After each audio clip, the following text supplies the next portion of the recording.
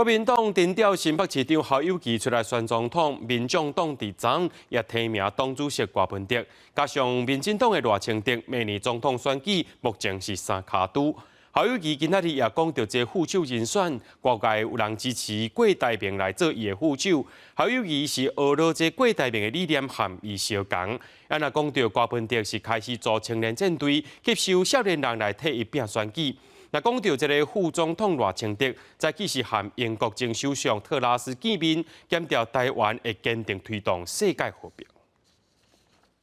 无心市政，市长辞职；无心市政，市长辞职。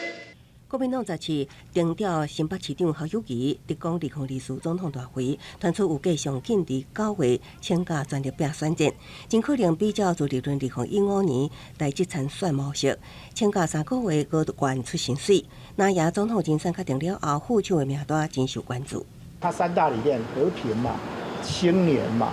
繁荣嘛。就跟我的理念完全一致，所以未来我们一定会团结并肩作战。谢谢大家哈，那称呼你为妈妈市长，那妈妈会留在家里。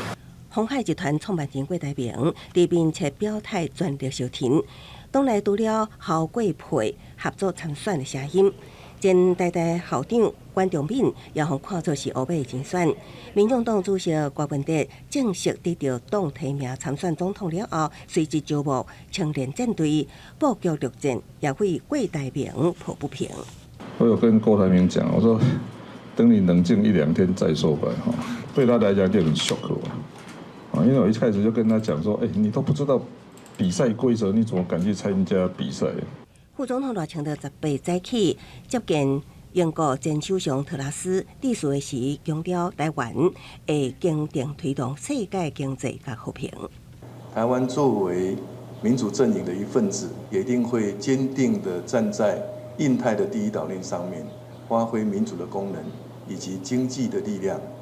持续地推动世界的经济发展以及和平稳定。赖清德也表示，在两岸情势紧张的时阵，特拉斯以行动表达对台湾的支持，显得更加珍贵。面对中国影响印太和平和稳定，民主阵营爱团结合作，才会当达到和平的目标。记者综合报道。